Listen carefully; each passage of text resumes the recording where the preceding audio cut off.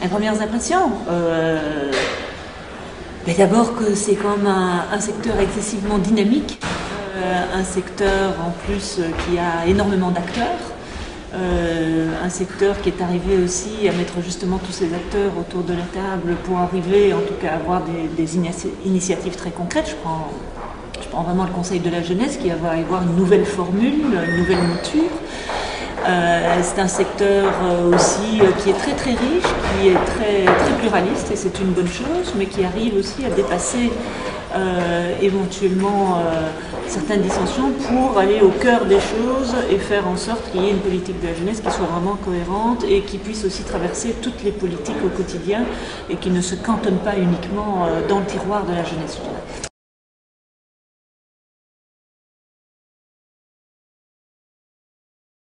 Ouais, pour moi c'est vraiment important. Pour moi c'est important parce que finalement, en tout cas, les gens qui se retrouvent en aide à la jeunesse, ça reste des jeunes.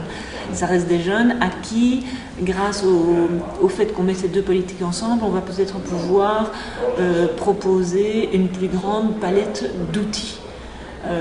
Et donc axer aussi sur les questions de participation, sur la question d'information, également avec les jeunes de l'aide à la jeunesse.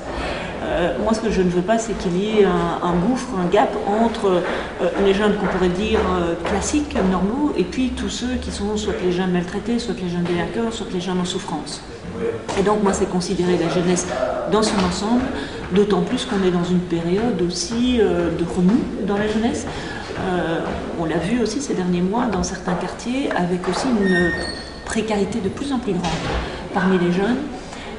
Et donc je pense que c'est vraiment important qu'on puisse avoir ce lien entre jeunesse et aide à la jeunesse.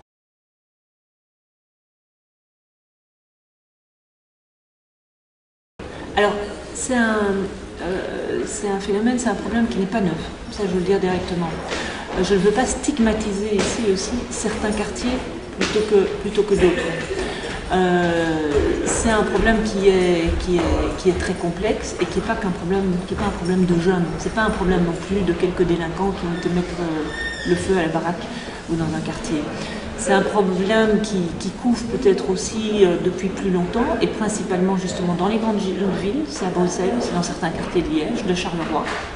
C'est un problème qui est probablement lié aussi à la question d'une plus grande précarité. C'est, comme je parlais de cet écart aussi entre les populations, mais entre différents types de jeunes aussi. Et c'est un problème parce que j'ai quand même parlé avec plusieurs associations, par exemple sur Molenbeek. C'est un problème qui va beaucoup plus loin que l'animation des jeunes, que l'accompagnement des jeunes, que la participation des jeunes. C'est un problème de logement, c'est un problème d'emploi, c'est un problème de vie au quotidien tout simplement. Et donc quand dans une société ou dans une ville on n'arrive pas à donner de l'emploi à des jeunes qui pourtant certains ont suivi des formations et qui se voient refuser cet emploi, eh bien vous arrivez à certains moments à des explosions de ce type.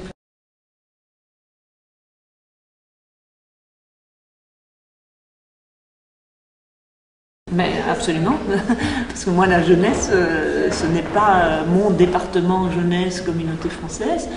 La jeunesse, ça traverse évidemment d'abord toutes mes politiques à moi, et j'en ai d'autres. Je parle par exemple sur les quartiers, j'ai les questions en charge à Bruxelles de la revitalisation des quartiers, des contrats de quartier, ou la question de la jeunesse entre très très fort en ligne de compte.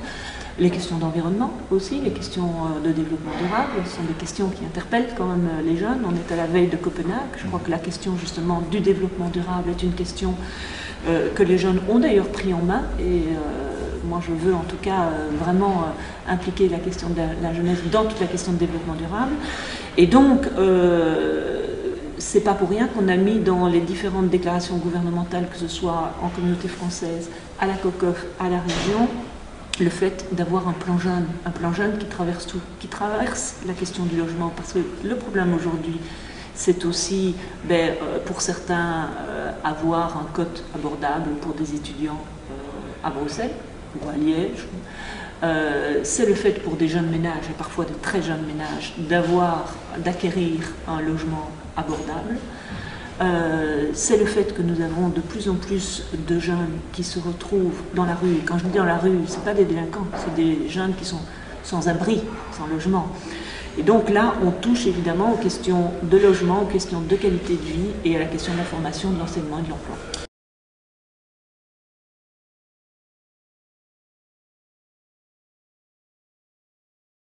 Moi, je veux être l'initiatrice effectivement de ce plan jeune, avec d'autres ministres autour de la table, bien évidemment, et de faire cette conférence interministérielle qui puisse réunir différents ministres, mais aussi différentes entités.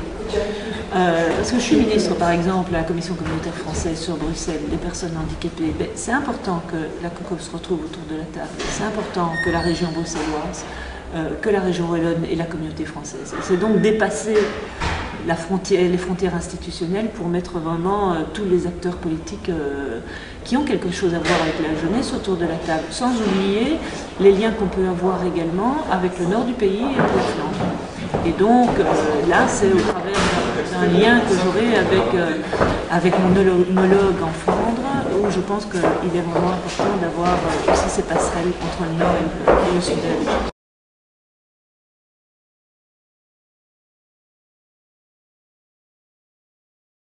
Les grands enjeux, c'est très certainement d'abord redonner peut-être ou donner une image positive à la jeunesse par rapport aux adultes. C'est mettre en avant en tout cas, parce que c'est vrai, et bon ça c'est peut-être, vous savez, je suis une ancienne journaliste et je sais aussi comment ça va, peut-être que dans la presse et dans les médias passent d'abord les faits qui sont saillants, c'est donc souvent la bande urbaine, la délinquance, le meurtre.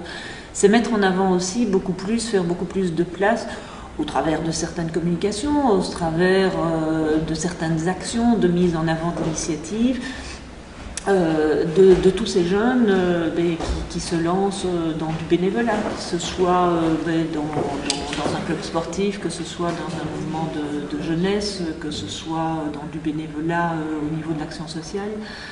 Donc c'est mettre en avant, en tout cas dans le développement durable par exemple, énormément de jeunes qui vont aller à Copenhague, qui travaillent sur ces questions-là, mettre en avant tous ces jeunes qui passent énormément de temps à côté de leurs études, souvent, à faire des choses au niveau social, au niveau environnemental. C'est aussi la participation des jeunes, et ça je crois que c'est vraiment très très important, mais il ne faut pas qu'elle soit non plus, je veux dire, superficielle ou de dire dans les textes uniquement on prévoit la participation. Il faut créer les espaces de participation, il faut créer les espaces de parole, et pour tous les jeunes. Pas uniquement, effectivement, les jeunes, on pourrait dire, institués dans tel conseil. On aura le conseil de la jeunesse, c'est très bien parce qu'il sera en plus beaucoup plus représentatif, je pense, qu'avant de tous les jeunes. Mais donc c'est aussi donner la parole aux jeunes à qui on la donne peut-être pas souvent, ou qui ne la prennent pas souvent parce qu'ils n'osent pas. Ça c'est aussi un grand défi.